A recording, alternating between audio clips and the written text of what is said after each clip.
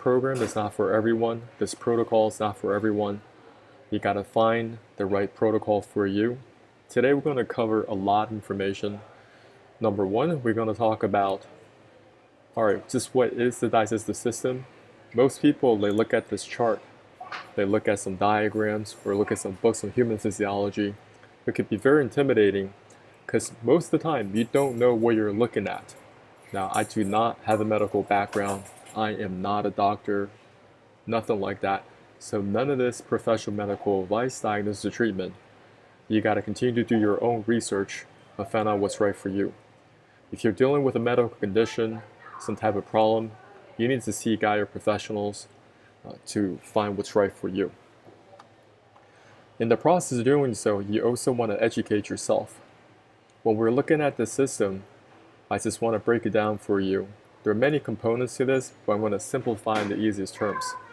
Food enters your mouth, goes down to the esophagus, and down here, this is your stomach. Your digestive enzymes start to break down the food. And eventually, food will enter your small intestines next.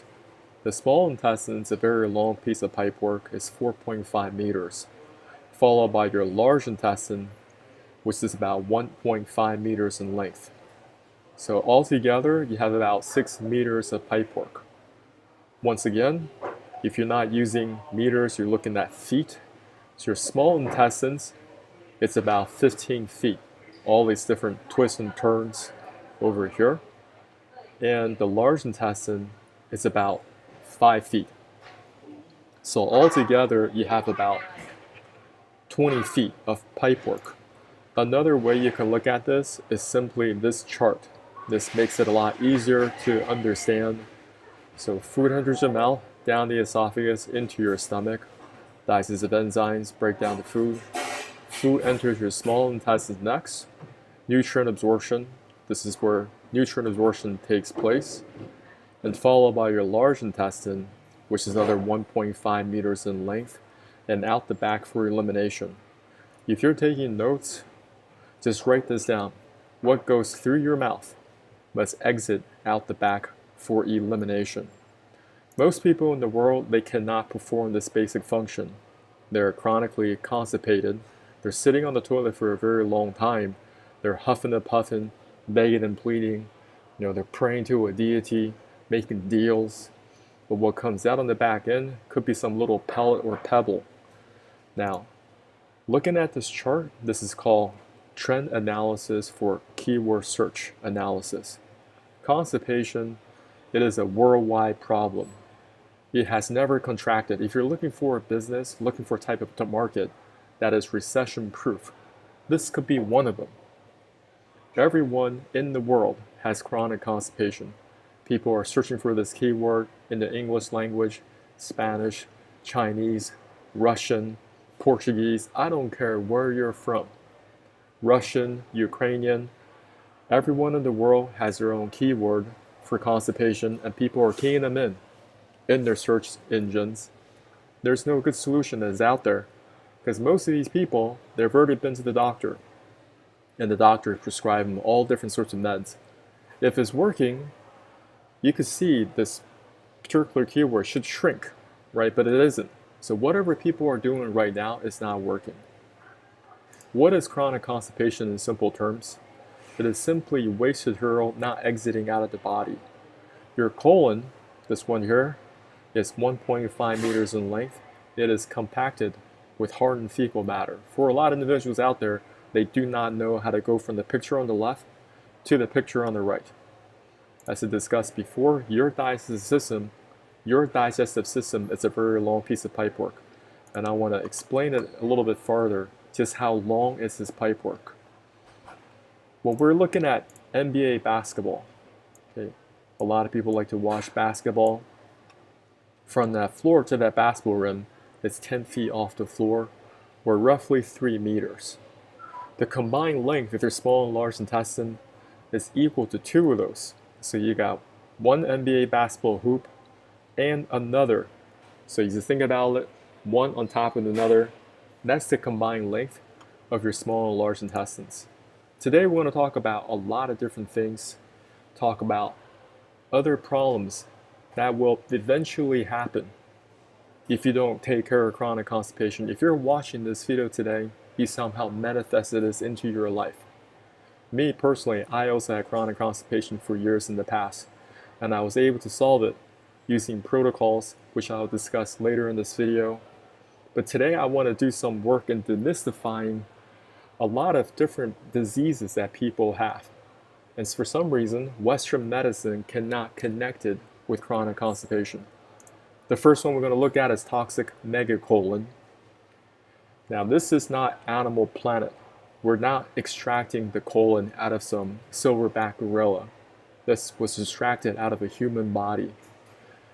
One massive toxic megacolon. Just what is it? It is a life-threatening complication of inflammatory bowel disease.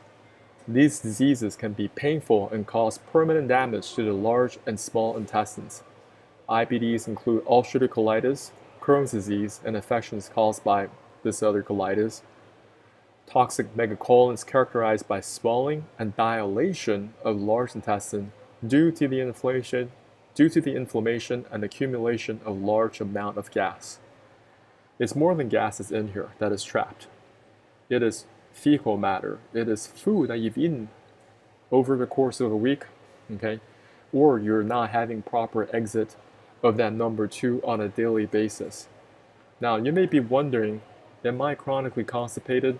If you're not going to the bathroom every single day consistently, you're chronically constipated. Some people are chronically constipated 1 day at a time, 2 days at a time, and they continue to ignore these signs. Well, 2 days turns into 3, 3 days turns into 4, 4 days turns into 5. There are people online that are constipated for over a week, and they think that's normal. Now, science, or in the medical community, they say, oh, this is excess gas. I'm saying it's more than just gas. It is fecal matter. It is trash that cannot exit out of your body. Over here we have a lady. She was only 23 years old. Her colon was severely displaced. Looking at this colon right here, this is a scan. And coming back to this photo, I want you guys to understand how your large intestine is actually shaped. If it's a healthy large intestine. This is the ascending portion of your colon, which begins on the right side of your body. Then it goes across your body. This is a transverse. And finally, the descending portion of your colon. And finally, out for elimination.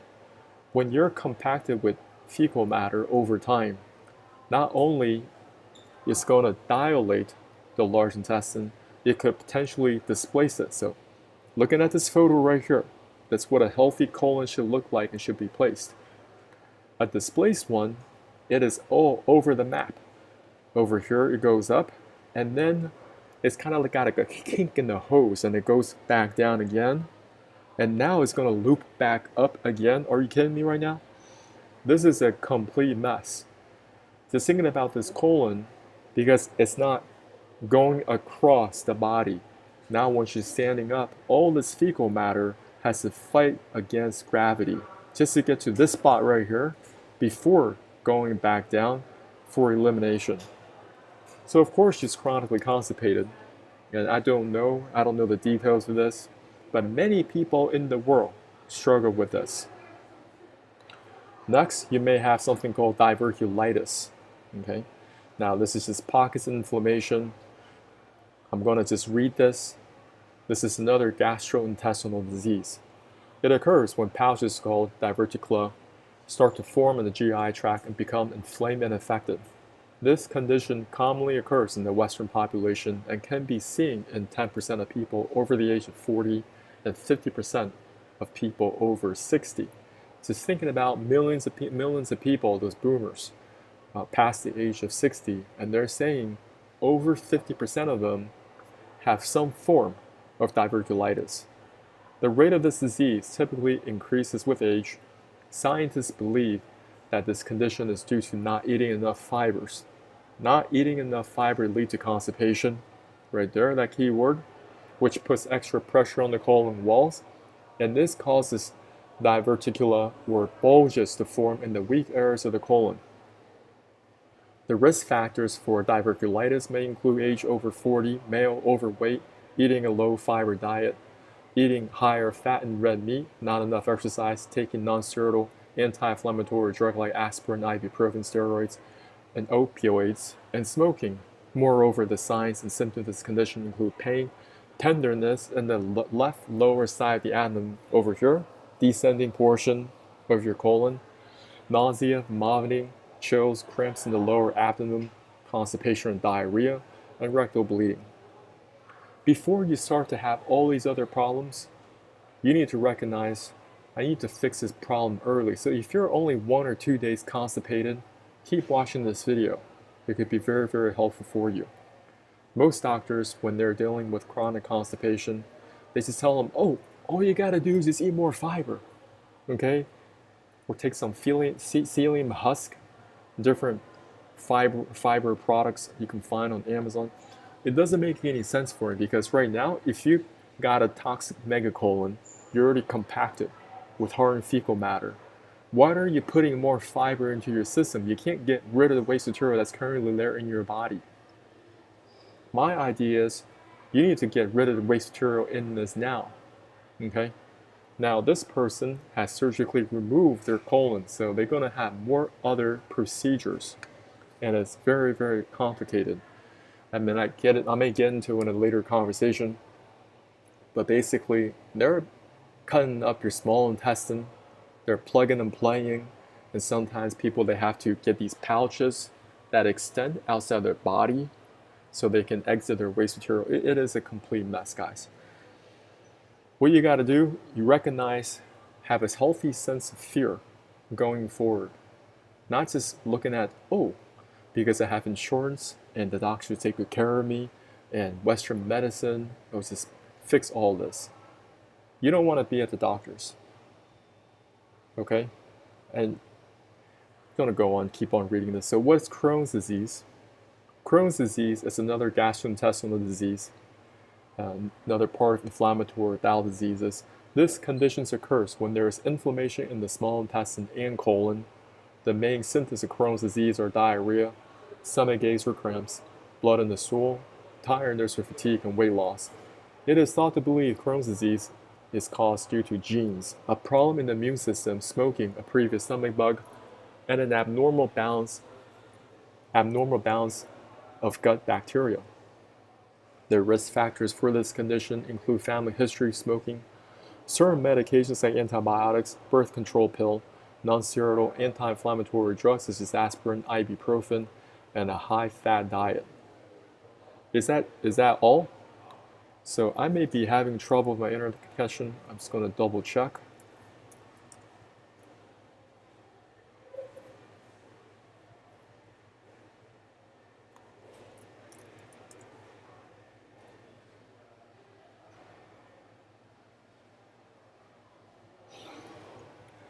Alright, so internet's still working. Now, I'm not an expert. I'm just saying, if you have a lot of garbage trapped inside your small and large intestines, could you develop Crohn's disease somewhere down the line? Is it possible? Diarrhea, stomach aches or cramps, blood in the stool, tiredness and fatigue, and weight loss? Because the whole pipe is completely caked up. Okay, let's talk about some other risks people often overlook. A rectal prolapse, all right? Most people, when they're sitting on the toilet, they're sitting on there for way too long because you're chronically constipated. As a result, they are forcing things out. They're trying to force that junk out of their body. And as you know, many probably have experienced, that does not work. A lot of elderly people, this is their daily struggle, to fight against that toilet.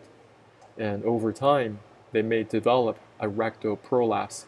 Their rectum basically turns inside out, okay? And that's going to cause potential rectal bleeding, a lot of nasty smells that kind of just permeates around an old person because they cannot control this function.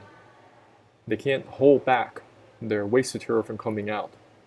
It's a combination of adult diapers, some people, they're just stuffing toilet paper in their behinds. kind of just getting through the day, trying to get through the day. And if you do not want to have this, you need to fix chronic constipation early. I don't care if you're a teenager, 18, 19, 20 years old, early 20s, if you're even slightly constipated, and I define it as if you can't have a proper bowel movement on a daily basis. If you're eating twice a day, you should be going twice a day. That's how it should work. If you cannot get that predictability in, you're doing something wrong. And even if you're having some bowel movements, maybe once every 2 days, because you're not predictable, you got waste material that is accumulating inside the small and large intestines. That's what happens. And over time, you will experience that inflammation. Over time, you may have that extended or dilated colon, or you may have a displaced colon, diverculitis, ulcerative colitis, a combination of all these things. I'm going to read this a little bit. What is ulcerative colitis? This is another form of inflammation in the large intestine. Most people you see experience periods of symptom flare-ups followed by periods of remission without symptoms. What are the signs and symptoms? There are diarrhea, bloody stools, abdominal cramping, and weight loss treatments include medication surgery. Can you see? The symptoms are very similar. Doesn't matter if you're dealing with diverculitis, you're dealing with a megacolon, you're dealing with rectal prolapse, you got that diarrhea, you got that chronic constipation, bloody stools, rectal bleeding, abdominal cramping. You got to get the waste material out of the body. And what do doctors usually prescribe? They usually make the patient take some corticosteroids, immunosuppressants, biologics. Now, this classification of drugs suppresses the immune system. Your body's trying to tell you there's something wrong here. There's inflammation that is taking place. But they take these medications to suppress the immune system, so temporarily the symptom flare-ups don't show up. Well, you haven't addressed the root of the problem. The root of the problem, chronic constipation, not getting the waste material out of the body. What other problems could you potentially have? Some people, they may have anal fissures, okay? The definition of fissure is a breakage, it's a crack, it's splitting, and oftentimes it could be very painful. Once again, the person with chronic constipation, they're sitting on the toilet for a very, very long time, just trying to make something happen. And when nothing comes out, they become even more frustrated, and they try to twist and shout. Okay, they're huffing and puffing.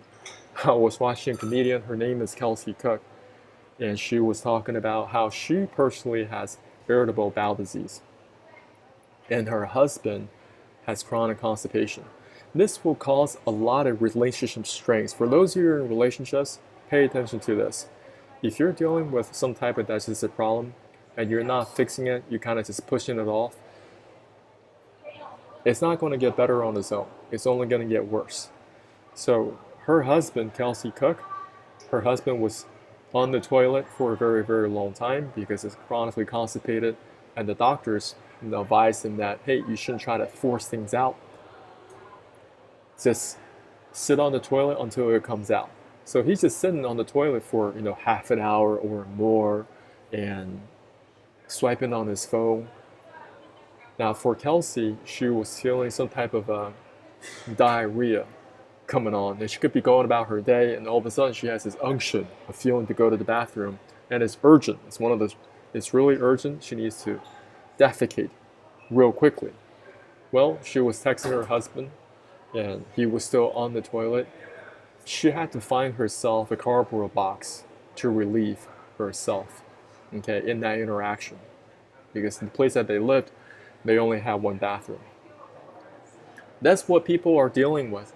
And she is a young person. She's like, early 30s maybe late 20s. She's already dealing with these type of problems. Today I'm going to talk about the problem. I'm going to give you guys solutions as well, and how you can turn things around.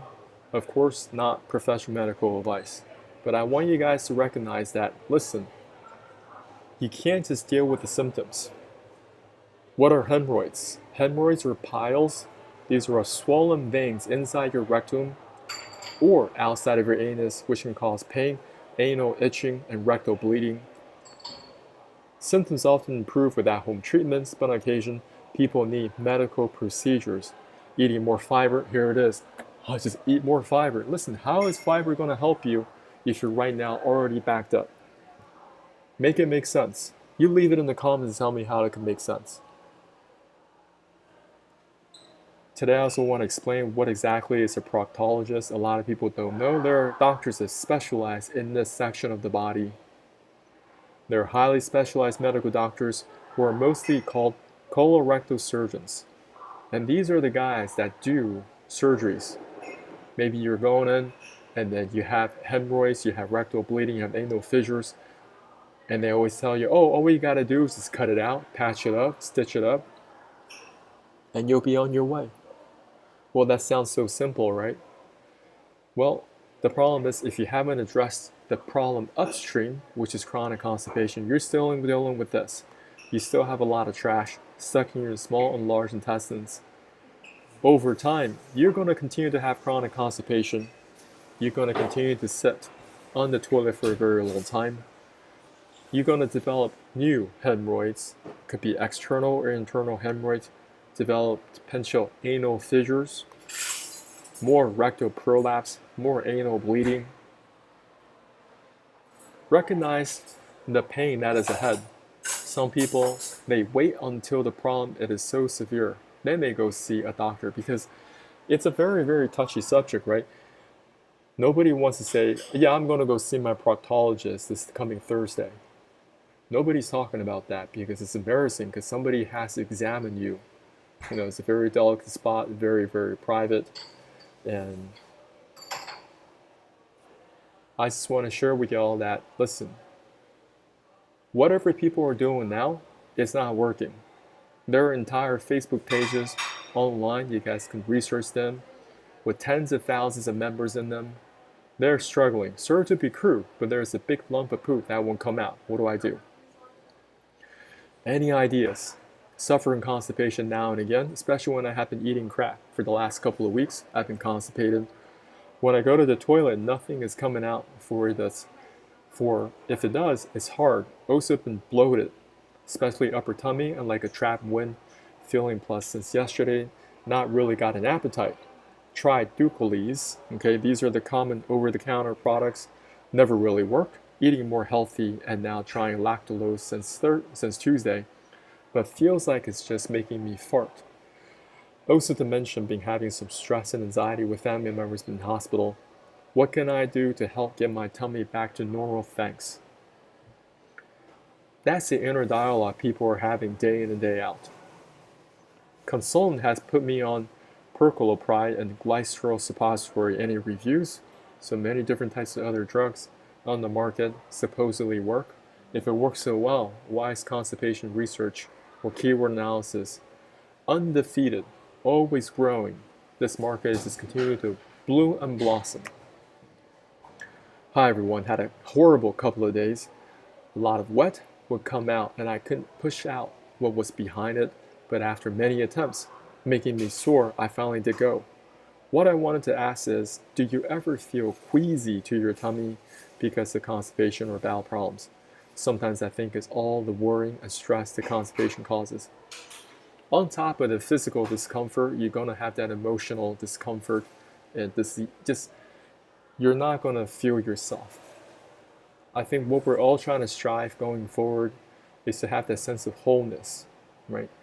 When you have that proper bowel movement, that gives you a sense of ease, a sense of wholeness, almost like you're starting your day right because you're getting that waste sugar out of the body. And now you're going about your day with that enthusiasm, or you have that optimism for the future. You're going to your work and you're like, I can do this. But if you're dealing with bloating and gas, and you have unpredictable bowel movements, maybe you have some form of IBD, just diarrhea that's coming on, you're in a board meeting and then all of a sudden you got to rush to the bathroom. That strain, emotional strain, on top of work stress, it's not going to go well for you. Unimpacted. All home remedies, OTC laxatives, enemas, dietary changes, additions, nutritional oils, quit working last month all of a sudden. The ER couldn't reach it. This person was already in the ER. And their enemas didn't work. This person at the ER, their enemas did not work. Enema is some form of procedure where they put something behind your back end to help make things go. The highest dosage of lenses does nothing, and the Miralax colonoscopy prep is giving me overflow diarrhea. Small bits are coming off the impaction, probably from the hospital enemas I got Saturday. What else can I do? I feel like the impaction is just way too big to get out, and it seems like nothing is softening enough. Horrible existence. Hello, I've been struggling with severe chronic constipation for a couple of years now, and it's only gotten worse over the past 6 months or so. I've been prescribed Trulance and lenses, highest dosage for both, and neither of those medications are working very well for me at this point. I can pass a little bit of stool, but not so much. I'm constantly extremely backed up. I have to spend about half my waking hours laying down because I'm so bloated and nauseous and often in pain. Just put yourself in the shoes of this person. This is what they're describing on a day-to-day basis. Oftentimes we're so disconnected from other people's pain. I want you to put yourself in the shoes of somebody else's pain. There are people that are experiencing incredible pains right now. And to give you a healthy sense of, hey, I need to take care of this early. If you're watching this video, you're very, very blessed. And there might be some solutions that is out there that you can do that will improve the condition of your digestive health. And it's not something you can just do one time. I'm going to be straight up. There's going to be about 15 to 20 different things you need to do. Because after you do protocols that clean out the small and large intestines, you can't go back to your trash eating. This is a lifestyle. You can't go back just doing whatever you're doing before and expect things to just completely go away. You got to revamp your lifestyle. Keep on reading. As far as OTC laxatives, nothing really works there either. Ducalax, enema, suppository, magnesium citrate, nothing works. I was supposed to have a colonoscopy today, but couldn't keep the bowel prep down. The procedure had been rescheduled for a month from now. And one of the nurses at my GI office prescribed a pill-based cleanse.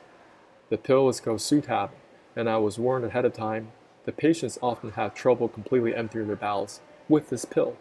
So given my struggle, I am doubtful that this will actually work for me. Here's my question. Has anyone gone to the point where nothing works? Meds or OTC laxatives and had to have some sort of in-office medical procedure done? I am so sick and so miserable. What about professional colonics? I'm not even sure how those work. Today I'm going to talk a little bit about colonics. Just stick around on the show. If anyone has any advice or experience with this, I'll be very grateful if you could share with me what you ended up doing and what the outcome was like. Thank you. I'm going to drink a little bit of water. I kind of check across my social media, see if anybody jumps on the call. Okay, if you're watching, just leave your questions. Thank you, people on YouTube right now. Welcome, welcome. And if you're on my Facebook, just leave your questions. Leave your questions here. And we are also on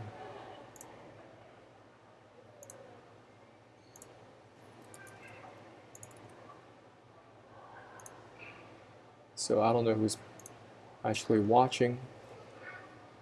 We're also on Twitter or X.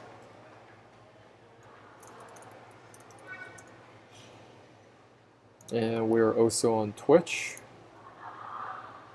Just want to check the comments real quick. I'll come back to the presentation. Yeah, everything's recorded, so after my live call, These videos we eventually find there on the platforms. Some platforms actually don't keep these videos, they delete them.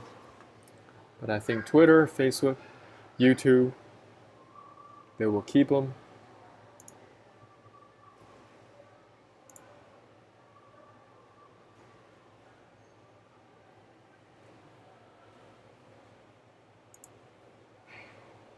I'm gonna close some of these windows.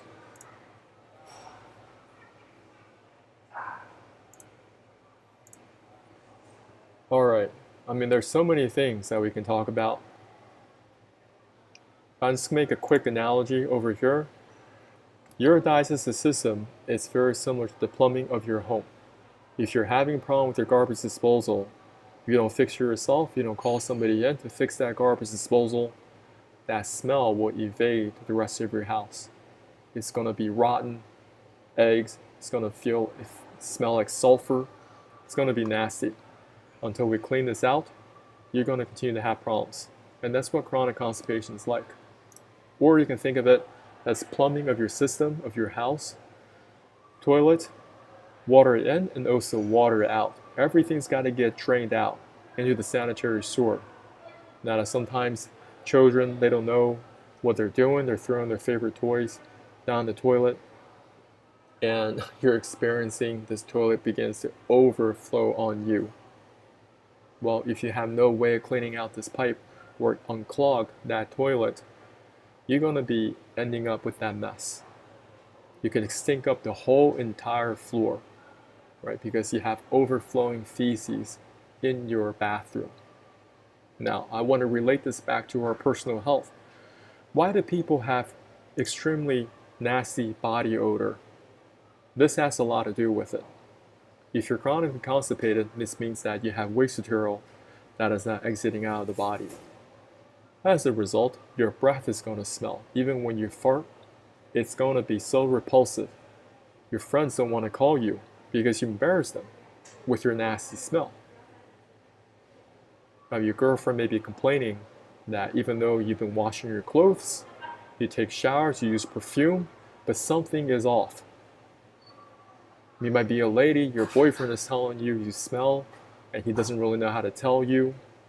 If you're dealing with chronic constipation, I'm telling you, this is the root cause, because if you are full of toxin material sitting in your colon, eventually that waste material still has to exude through the skin or ooze through the skin. That's where that body odor comes from. The first thing I want to share with y'all is colon hydrotherapy. You want to continue to do research with this.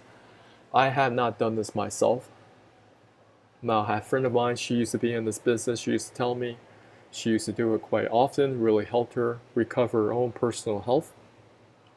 Now, what this does is that you're just sitting there on this apparatus, and the colon hydrotherapist, they're going to put hot water through your back end. I'm not joking. This is what happens. This is your colon hydrotherapist putting hot water through your back end, and they're trying to escort all this nasty material, this caked up hard and fecal matter that's been accumulating inside the large intestine for a very long time, getting out of the body. Look for the keywords like colon hydrotherapy, colonics, look them on YouTube Shorts, look them on TikTok. There are many videos now because there are different clinics that are promoting their business, and you can actually see the waste material that is exiting out of the body. And you will see things other than just waste material. Some of you might see internal parasites, and I'll briefly discuss about that later. Internal parasites are very common all over the world, often overlooked. And that is one strategy you can begin to get the waste material out. You want to really communicate well with your colon hydrotherapist. Tell them exactly what is your nutritional plan, how consistent are with your bowel movements, and get the schedule, write it down so they know what they're dealing with. If the colon hydrotherapist is very inexperienced and they're putting that water pressure in too quick, too fast, your colon may have perforations where they may burst. I'm not joking. There are risks. When you're dealing with any type of detox protocol, you need to know what those are. And there is a risk if you were to follow my protocol, which I will discuss later. And there's definitely a risk if you do absolutely nothing. So you have to choose your risk. The next one I want to talk about is the protocol I've been using for the last 5+ years. Now, this is not an enema. A lot of people, they do share information regarding water enemas, coffee enemas, and those are protocols people put behind their back end. Me, this is something you drink down. Okay. As we discussed earlier, your digestive system is a very long piece of pipework. There are limitations to the colon hydrotherapy because it only cleans out the large intestine. So water's coming through here, trying to get all this waste material out of the body. But recognizing that this pipe is very long, you have 6 meters or roughly 20 feet of this pipework. The benefits of using my protocol is that you get to clean out both the small and large intestines combined. And that's what I've been doing the last 5+ years. Let me get some water real quick, check my social media. Thank you for the person on my YouTube channel. If any questions, let's put them in. I can go over it in a little bit.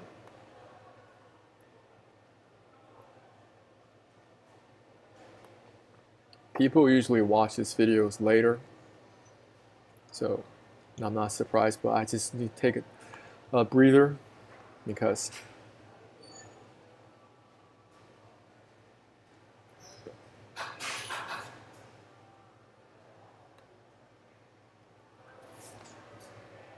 all right.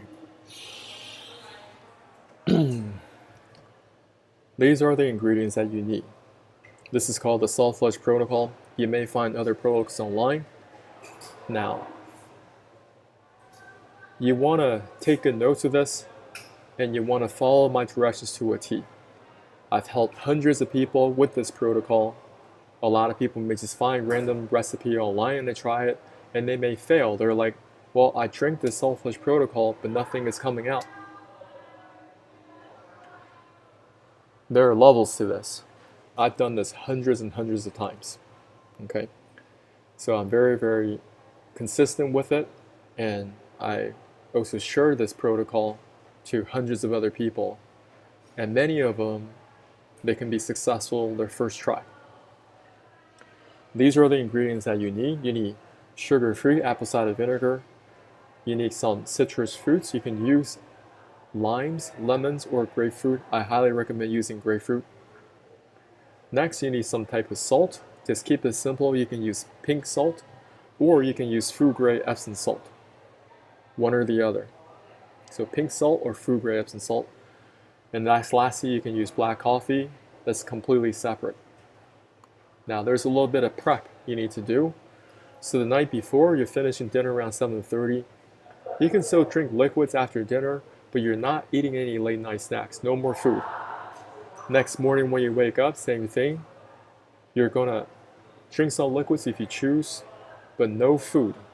You cannot eat any food for at least 15+ hours. Okay, it's not that difficult. You can do it. So at 11 a.m. on an empty stomach, I want you to prepare this in a stainless steel thermos. A couple of things you want to buy: stainless steel thermos, get another coffee mug, also stainless steel, and also a plastic bottle water. It's about 2 liters. So I'm going to give you a screenshot. You guys can save this so you have all the different things that you need for the salt flush protocol. Over here, bottled water, okay, metal mesh screener, single price squeezer. You can use lemons, limes, or grapefruit. You gotta get your measuring spoons right, okay? They gotta say milliliters on them. You can't just get any random measuring cups. There are measuring cups all over the world. Ones in Asia, you want to find ones that actually say the amount of milliliters. Stainless steel thermos with a volume over 1 liter. Okay, and also a cup that you cannot break. Now we're mixing everything In the self-flush solution, and the coffee is separate. You can just prepare black coffee, no cream or sugar.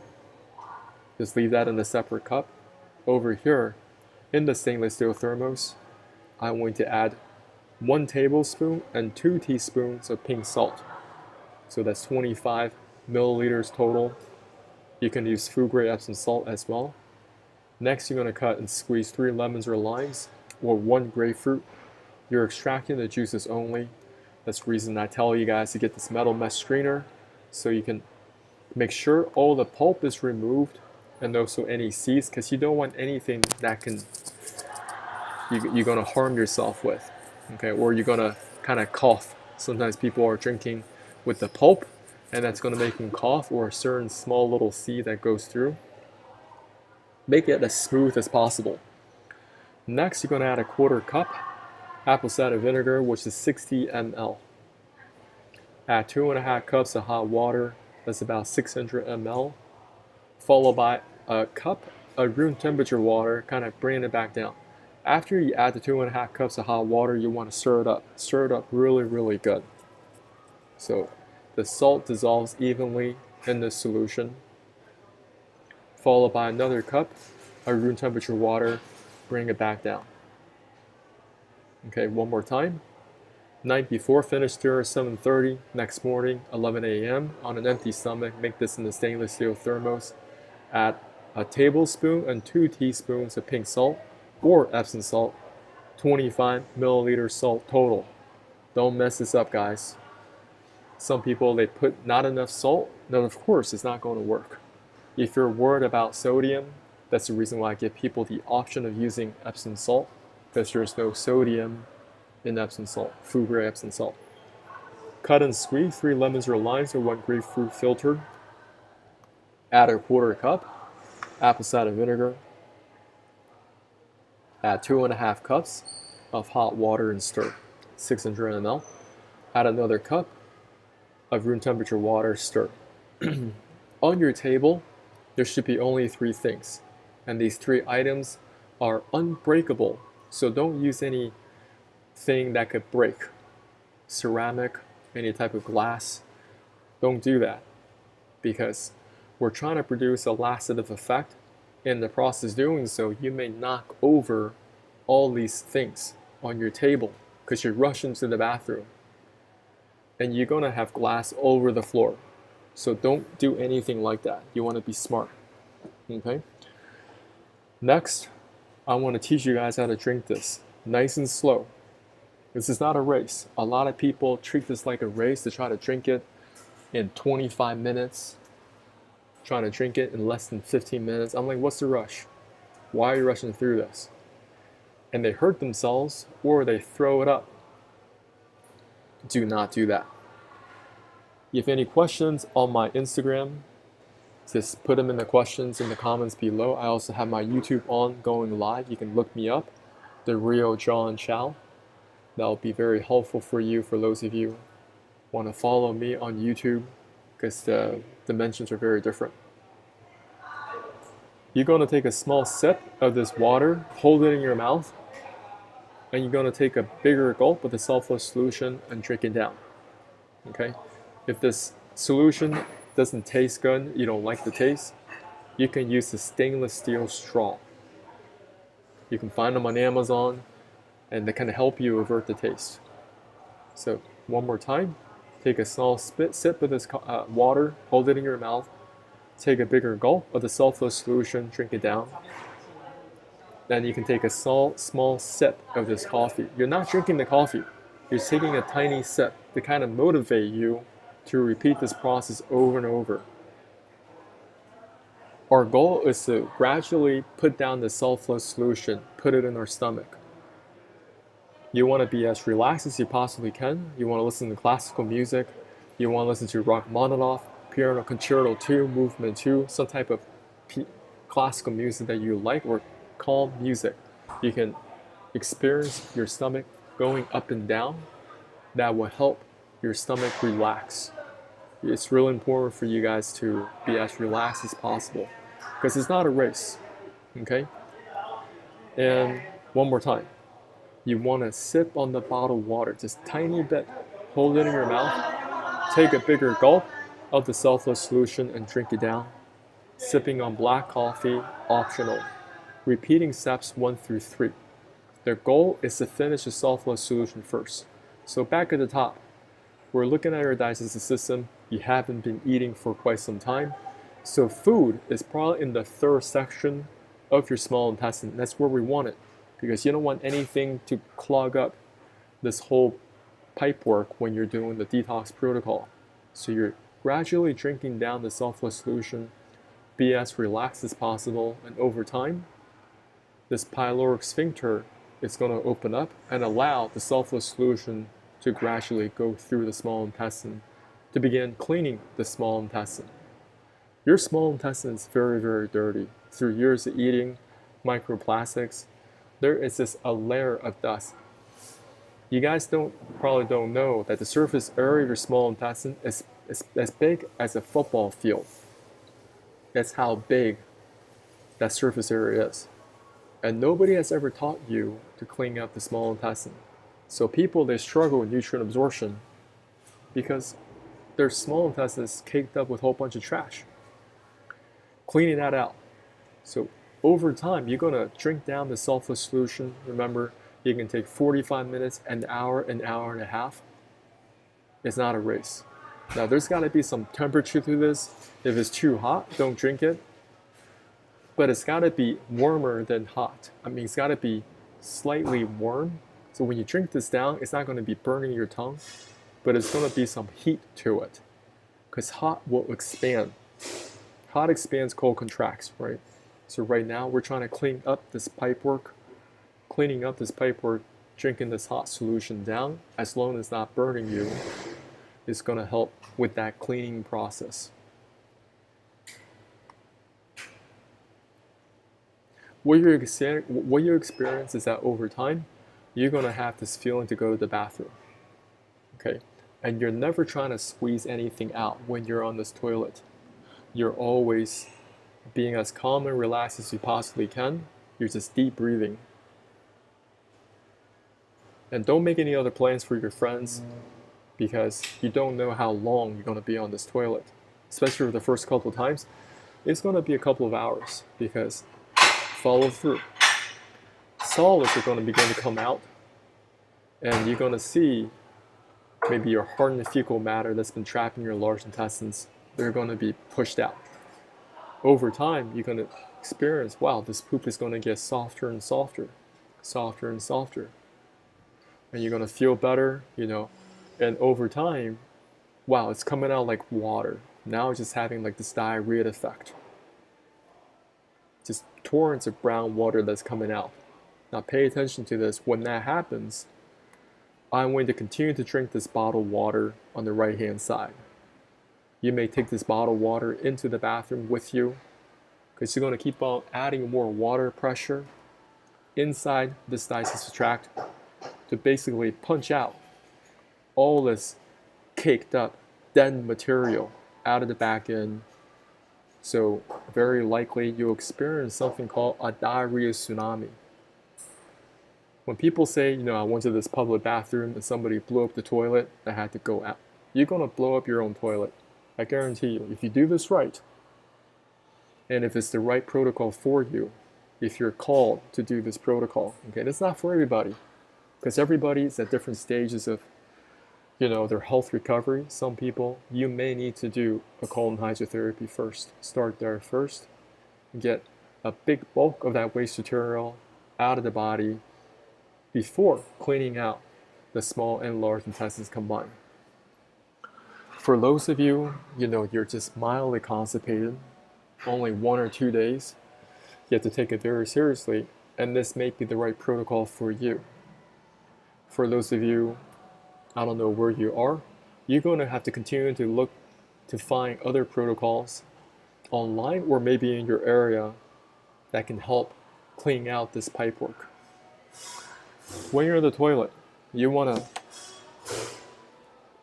also be aware that the human body, we're designed to use the bathroom in a squatting position.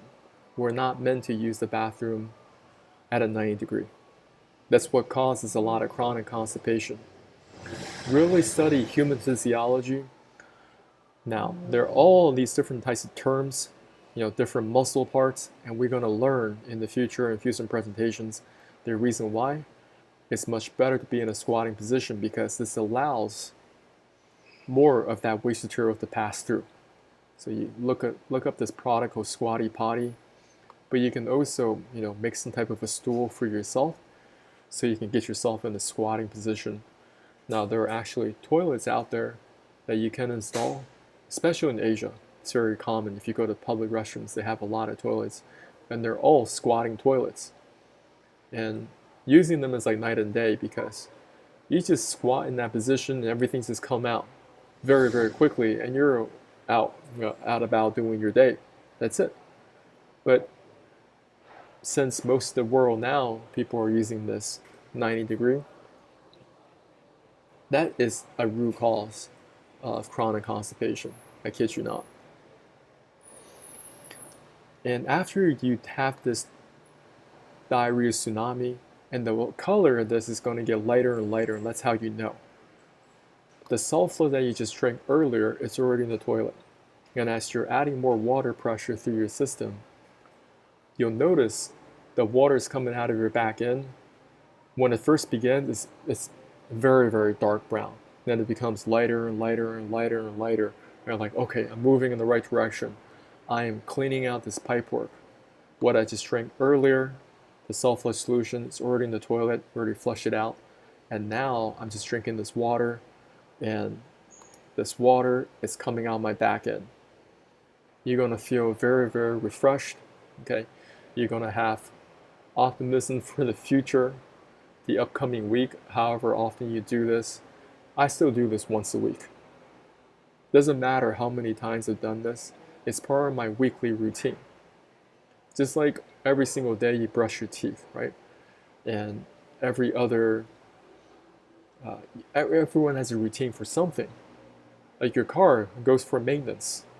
After you drive it for 10,000 miles, maybe you go for the oil change, whatever that you do, there's some type of maintenance. Well, your body needs that maintenance. And in the future presentations, we'll talk about how to maintain your different organs. There are protocols to help you clean out the liver and gallbladder. There are protocols out there that can help you maintain and clean up your kidneys. So all these different chronic disease people are experiencing, you can do your best to push them way the far out as possible, because you don't want to be taking all those medications. And after I clean out my small and large intestines, I take some type of probiotics to recoat back up my digestive system, which will give me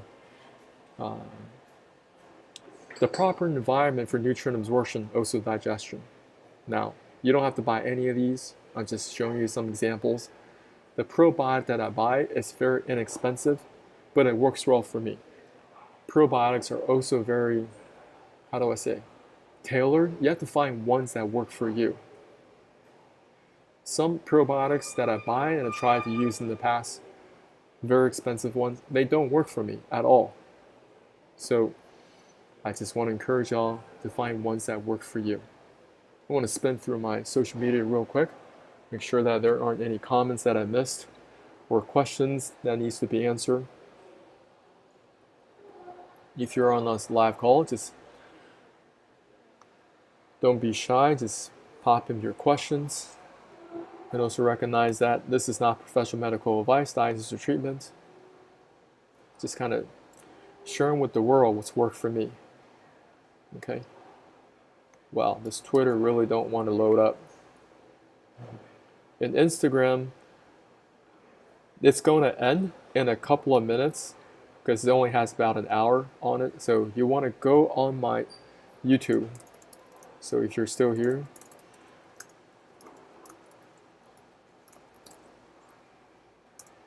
you want to go on my YouTube so you guys can catch the rest of this video.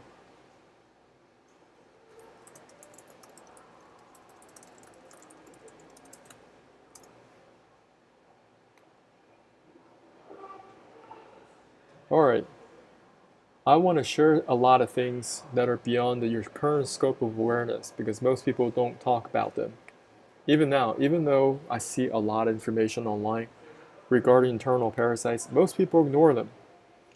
I want to share with you guys that parasites are very, very real. Doesn't matter if you live in a third world country or in a first world country, people can find worms at their Whole Foods market. Or if they go to Costco, they can find worms inside their Costco salmon. Parasites are everywhere, and they will cause additional burden in your digestive system. And most people don't take care of them. They don't think that they exist. And most doctors don't look into this. This is the reason why you have to be proactive. You need to be extremely proactive and look into this for yourself. You just tell yourself, you know what, I'm going to spend about a good month and really look into different parasites. I want to go to a library, start to check out some books on this. I'm going to go to the Library of Congress or go to archive.org and find different books online regarding parasites, parasitology. There are very good videos, even the Smithsonian produced, that talked about parasites. Parasites are very common. Today I just want to go over some common parasites. First one is the liver fluke. Next we have pinworms, tapeworms, and roundworms. This is a very interesting museum in Japan. There's also one in the US as well. It's just all on parasites. In this particular museum, they have about 60 specimens, 60,000 specimens in their library, and about 100 different parasites that can attack the human body. See all this glass? These are just, they got a lot of different parasites on display for people to see. How can you get the liver fluke? The liver fluke is very common in sheep and also in cattle, in beef products. And the cycle works like this. Parasites, they find themselves in water, they hatch, and what they firstly do, they always find an intermediary host, such as a snail. They enter the snail, start to extract its nutrients, and it grows to a certain size. Once it grows to a certain size, it goes out of the snail and finds itself on some type of vegetation. And the cattle or sheep, the beef or cow, they consume this vegetation, and now this parasite continues to thrive. Parasites are very good at doing two things. They know how to survive and replicate. Write that down if you're taking notes today. Parasites are very good at survival and replication. Extremely good. If you talk to anybody in the cattle industry, they'd have to deal with this every year, year in, year out. Treatment for liver fluke in cattle and sheep this winter. Okay? And they can find that their livestock are getting very weak, they're getting sick. How do they treat it? They have to get medications for them. And now they're finding this stuff in children. So parasites, they love to attack the liver because the liver has a lot of nutritional value. Your liver is a storage for vitamins and minerals, and parasites, they know that too. So one of the things you guys got to look into are different parasites that can attack the human body. Different risks: steak tartars, raw meat. People are eating a lot of sushi products, sashimi, hot pot, intestinal products, especially have a lot of different parasites. Often overlooked. You may also get tapeworms inside raw fish. There's also tapeworms in beef products and also pork products. And their survival replication abilities are beyond next level. Okay, this is the tapeworm anatomy. Over here, this is the head, and over here, this is the different progonids. They have a lot of progonids. The progonids is the reproductive system. The tapeworm is a hermaphrodite. That means they can reproduce very well all by themselves, right in the progonids. let's just say if you have a beef tapeworm, and this tapeworm has 1,000 of these progonids. Each progonid can produce 100,000 eggs. 100,000 eggs, that means this tapeworm has potential of producing 100 million eggs. That's how fast they can reproduce in your body. Somebody in Thailand, okay, they pulled out a 59 feet long tapeworm removed from his rectum. They just kept pulling it out, And let's just examine how long this is. So 59 feet is roughly 18 meters. We talked earlier, the NBA basketball from the floor to the basketball rim is 3 meters, roughly 3 meters. So we have a tapeworm that's about 6 of those. 3, 4, 5, 6. 6 of those. 6 NBA hoops. That height, that combined length, they just kept pulling it out and display. It's also look up this keyword. It's called zoonotic diseases. A zoonotic disease are diseases that can transfer from animals to human beings. There are a lot of different types of parasites in your dogs and also cats. Over here, this is the tapeworm extracted out of a cat. Even the cat is freaked out. This is a dog, American Bully, full of worms. Right? Over here, this is another cat. And the veterinarian is pulling some type of parasite out of his nose. I'm pretty sure this could be some type of a botfly. Now, botflies are very common in Africa, and botflies can also attack human beings. The botfly is crazy. You guys can look up the life cycle of a botfly. So there is a fly. The fly actually puts their eggs inside a mosquito. The mosquito goes and bites you. Okay? And that's how the egg of the fly goes under your skin. Go study it. Don't just take my word for it. So what are the potential risks? For those of you have a lot of pets, and I do find a lot of these videos online, people, they like to put their babies with their dogs together, and they make these extremely cute videos, and the dog is just licking this little child all up and down the face. I don't know if their owner is even aware of these parasites, but there's a big risk if you are not deworming your dog. And the dog, they're always licking things, okay? And how do they greet one another? They start smelling their behinds to greet one another. And they're always licking this and that. And now you're licking the child like this. Well, your child may be full of parasites and you don't know. And they're coming down with this condition, that condition. They're having digestive problems. It's all connected. Today we talked about how to restore your digestive health.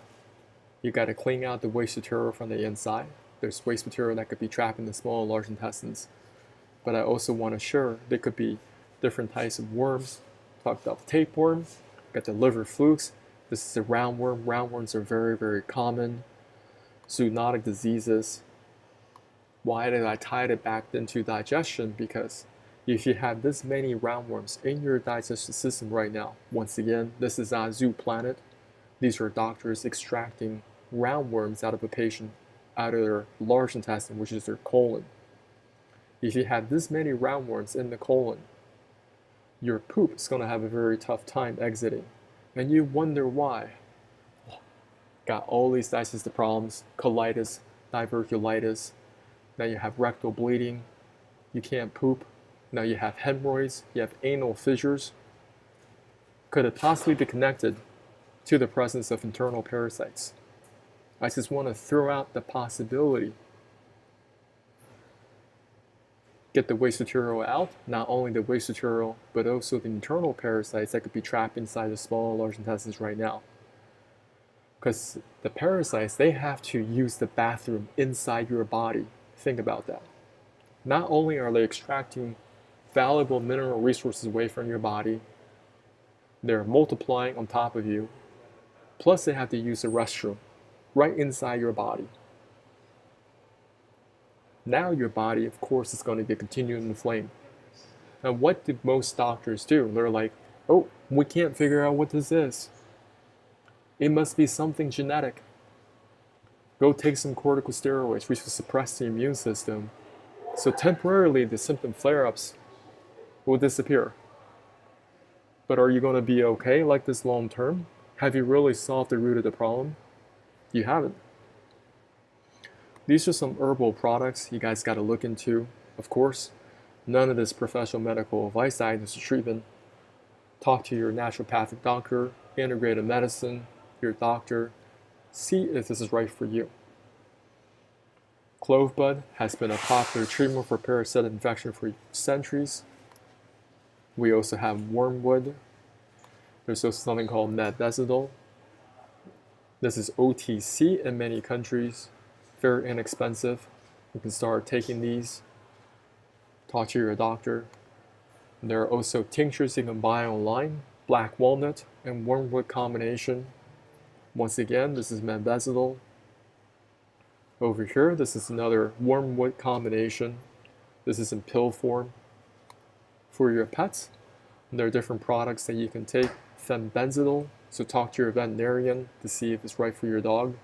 And also products for your pet cats to get rid of their problems. Sometimes cats, they have skin conditions, even dogs, they have different skin conditions. And if you talk to most vets, a lot of vets, they don't even talk about internal parasites because they want your pets to keep on going back. And oftentimes they do prescribe corticosteroids with your pets. The same things that suppresses the immune system, but it's for pets. Now, if you want to go up the chain, talk to some doctors, they may prescribe, such as albendazole, because today I only talked about parasites. They're full-blown organisms that you can see with your eyes. Okay. Now, there are other parasites. There are single-cell protozoans, and some of them, they're very, very deadly. And you have to find prescription strength type of medications for those. There is a whole battery of different medications and drugs you guys got to look into, work with your doctor, integrative medicine, naturopathic doctor to find the right combination for you. Do different tests to find what are you plagued with right now, because some people don't know about parasites and they may be hosting multiple species of parasites they don't even know about. Over time, things just get progressively worse. For example, this patient is a CT scan. These parasites gone outside of the digestive tract and now they're targeting eating up your muscles. Or it has gotten so bad, they're going to the hospital with epileptic seizures or different headaches, severe headaches. Doctors do a scan, an MRI scan.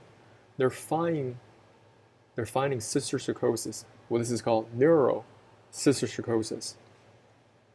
Parasitic activity in the brain. Parasites are literally eating out their brains. Now, if you discuss this with most doctors, they don't believe you. They don't care. They don't care. Okay? And you have to care. I want you guys to care and learn this for yourself and just don't take my word. Don't take my word because, once again, I'm not a doctor, right? But you have to become your own best doctor.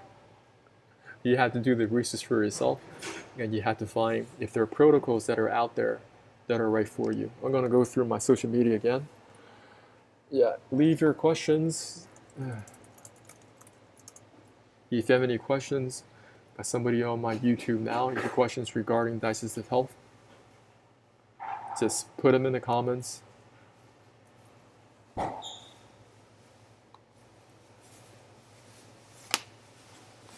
So we've been going for over an hour. If you're on my Twitter or X, put in your comments and questions here. Okay. I think my live video probably ended a long time ago. I'm not sure.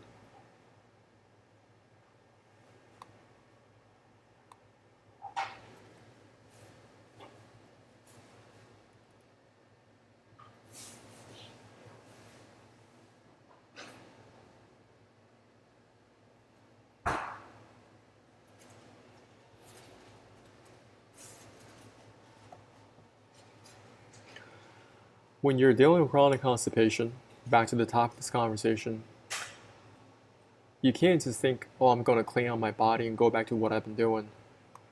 You got to find nutritional value. You got to be eating healthy foods. And nutritional value is a little bit different for everybody. You have to find the winning combination for yourself. Okay? And it probably has a lot to do with whole foods, natural foods, foods that come from nature. You're not just eating foods that comes in a box. You're not going to the 7-Eleven putting things in the microwave all day, every day. A lot of you, you're starving, your cells are starving because you're not putting in nutritional value. So your cells are constantly starving, so you're always snacking, you're eating things without nutritional value. You're packing in a lot of calories, but your cells are still starving. And that's a whole separate presentation. What exactly is nutritional value? Okay. Today we cover a lot of things. Do you guys have any questions? Be happy to answer. I have so many other presentations to do. In the future, we can talk about kidney health, right? That's another presentation that I've been doing this past month. Through the whole month of August, I've been doing kidney detox, learning about the kidneys, recognizing that there are a lot of people out there with kidney problems going to dialysis or on the transplant list. They're on the waiting list for the transplant. You don't want that. I want to put a healthy sense of practical pessimism. One of my mentors used to tell us that. Practical pessimism. Okay? You can't just think, oh, everything's going to be okay. And this is completely off your radar screen, right? You're never really concerned about internal parasites and what they can do to your body. And most doctors, they are not studying parasites. They just aren't. And they don't even have time to really understand your daily routine. You know, what is your nutrition like? How have you been sleeping well? You know, if there's a lot of stress in your work, all those things can affect your health. Have you been traveling abroad, right? If you travel abroad, a lot of people, they are got that travel bug. They want to go to all these exotic places in the world. Well, a lot of places, they don't have access to fresh, clean water. You get out in the jungle. You know, I want to go do my ayahuascas in the Amazon jungles. You can do that, but you're going there so unprepared. Do you know how to filter your own water out in the wild? Do you know what to take with you before you even go out there? Because most people don't. So after they come back from these spiritual trips, they end up worse than they were before. And they always blame it on something else, right? They said that, well, maybe the ayahuasca could be that, you know, maybe there's some type of demonic activity. What if it's just parasites? They're out in the Amazon, middle of nowhere, and you drink some parasites inside of you, and now they're multiplying rapidly inside of you, causing a lot of obstruction. There are videos you guys can look online. There was this lady, I forgot where she traveled to, and she came back and there was liver flukes. She was dealing with liver flukes. Let's see if I can find that video.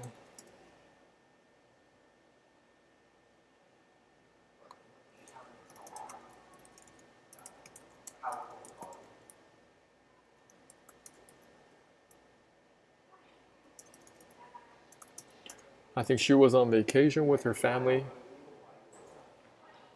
and she came back.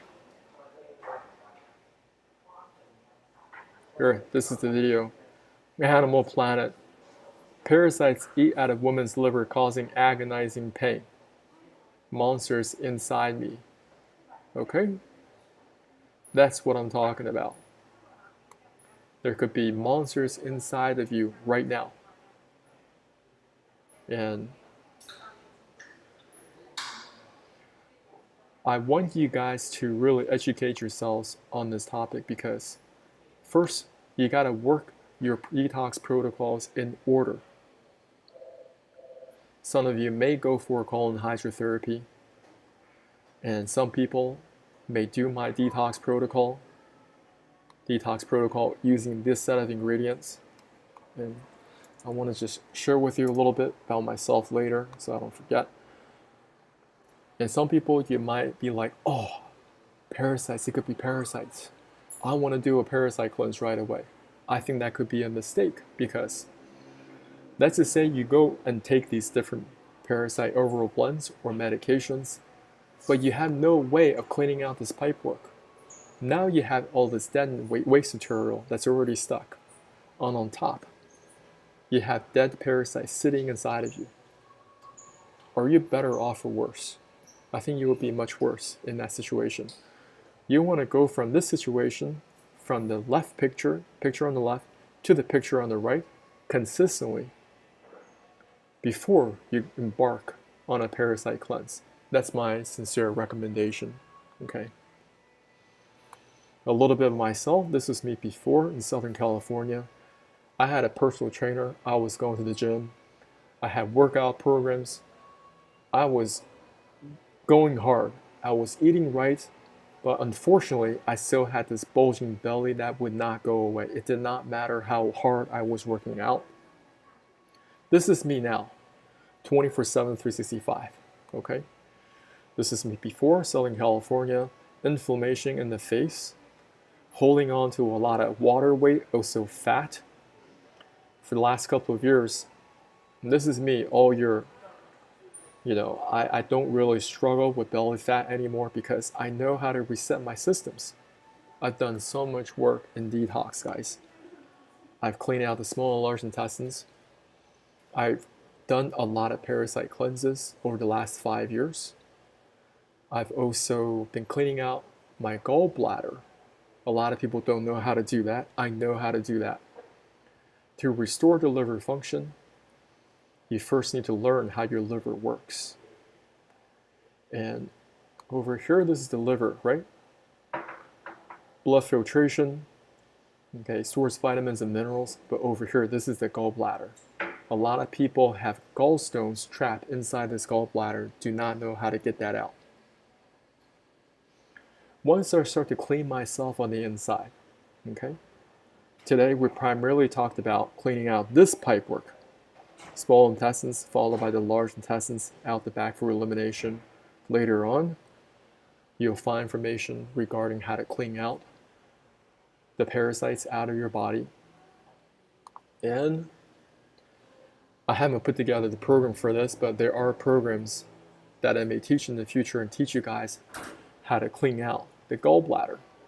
A lot of people, they have gallbladders that are full of gallstones. They look like this, different shapes and sizes and colors. But you don't want to wait so long where the gallbladders now, it's just full of all these gallstones. You're getting a gallbladder attack. Thankfully, I flushed out so many gallstones. Now, my body just have an ease to it. Okay, digestion is easy. My body's flowing very, very, I have less tension all around my body. Everything is just smooth. Very, very grateful. And I continue to improve, because this year I've been learning about the kidney cleanse, how I can improve my body by cleaning out the filtering organs of my body. That's where I focus on. I'm also going to leave a link below to my program. Now, this program only teaches you how to clean the small and large intestines, but it's important. This is where everything begins. I want you guys to learn how to do this for yourself. I have very specific directions in this program. In this video, I'm going to tell you about my story. You're going to get the shopping list. How do you make the self-flush solution? Do this exactly. How to drink the self-flush solution? Do this exactly. How to poop professionally? What to do after the self-flush? And how to get rid of internal parasites. And that's what I go over in this video. And I have helped hundreds and hundreds of people all over the world with this program. Very grateful. And I get a lot of different testimonials, not just in the English language, but I also get them in Chinese, and a lot of different languages. You guys can check out some of them on my page down on the bottom, but all of these are different testimonials that I've been receiving.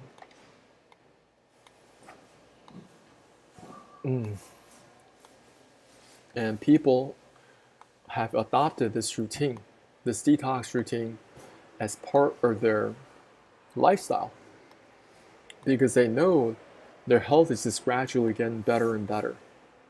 For those of them, they may want to lose weight. I tell them, get your body right. Your body will lose weight on its own. If you start to detox right, get the waste material out of the body, get the parasites out of the body, and begin to eat healthy foods, your body will respond in a positive way. Imagine using logic to really look at our health. Okay? It's not just a collection of symptoms that you can't resolve. All these question marks that people have when they go to the doctor, they got that prescription pad ready before you go in. Makes us ready with that prescription pad. When you ask them, what is the root cause of this? I don't know. I just don't know. You know? But we had this med for you. I went on this journey of detox because I've seen so many of my family members struggle with chronic diseases. All growing up. I don't care if it's from my father's side, on my mother's side, you know, uncles, aunts, all chronic diseases. So I had a lot of fear growing up, and they always told me, listen, it's going to be hard for you. The road ahead is not easy. And because it's in your genes, you know, you're just genetically predispositioned to have these chronic diseases. And I really wanted to challenge that. I'm like, why is it? Why do we struggle with things like this? So I'm very grateful I went on this path of just learning from so many different health practitioners over the years. And they taught me so much. Reading their books, visiting them in person. Now, is everything applicable? No. Just like what I share with y'all today. Not everything is applicable, even with what I share. But you got to find the winning combination for yourself. There are some common denominators, principles. For example, your digestive system is the same as mine. I don't care where you are in the world. It's the same. We all have this one pipe work. From the food that goes through your mouth and out the back for elimination, it's the same. Food doesn't go through your liver. Food doesn't go through your kidneys. Food doesn't go through your spleen or your pancreas. Okay? It's that very long piece of pipework that it goes through for every last one of us. Until we learn how to clean this out and reset it, you know, put in the right probiotics, eating healthy foods, then your body begins to respond in a positive way. I just want to spin through my social media real quick.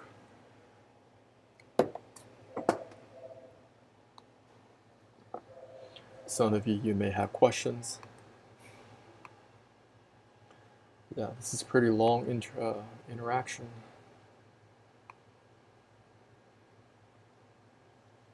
Yeah, I'm going to leave this link.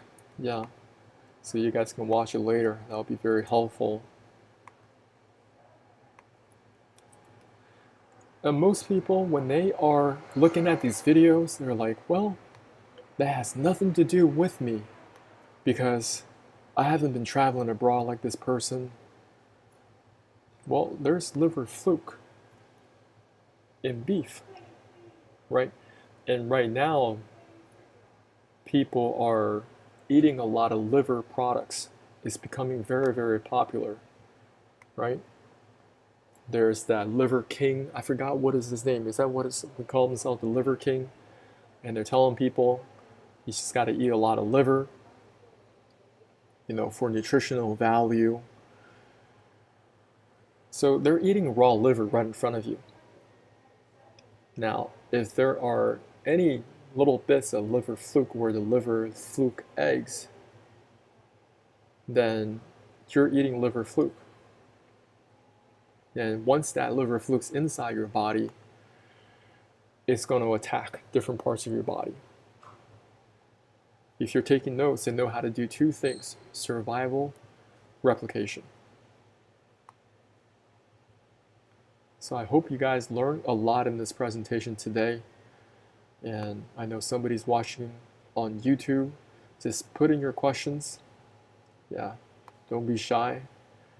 If you don't have any questions, next couple of minutes, I'm going to shut down this whole presentation. You can follow up with me. You guys can get my program as well. I'm going to put that in.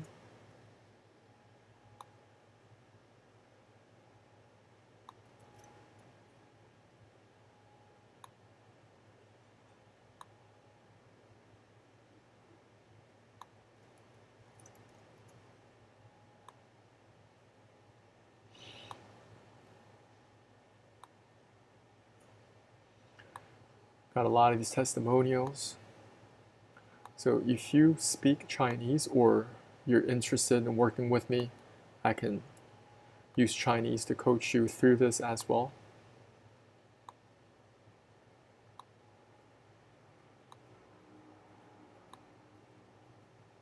Yeah, some of these testimonials are so funny because people are so shocked by the diarrhea tsunami, right?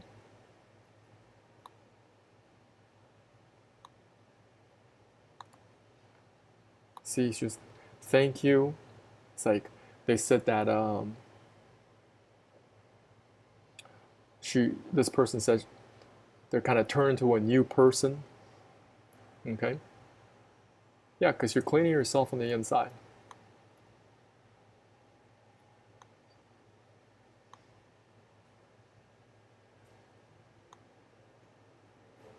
This person's really funny because this was her first time, and then they were going to go out for some type of excursion, have some vacation, whatever, and then they can't go out because she was still on the toilet. Over here, I check people in. Third time is also good. Try with the lesser water recipe for this round. Host tsunami process like shorten, the cycle more compact. I just drink it fast, flush it fast, and straight back to my normal food routine. I think it took maybe 2 hours to go all through during noon. Yeah, it's very, very encouraging to watch this. So get my program, guys. Or if you want to work with me one-on-one, just DM me. I also have one-on-one options.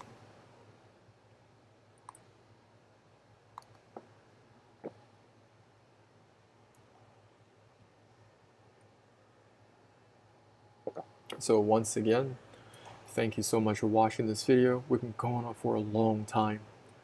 And you guys have an amazing rest of your weekend. And connect with me on the social medias. And I'll talk to you soon.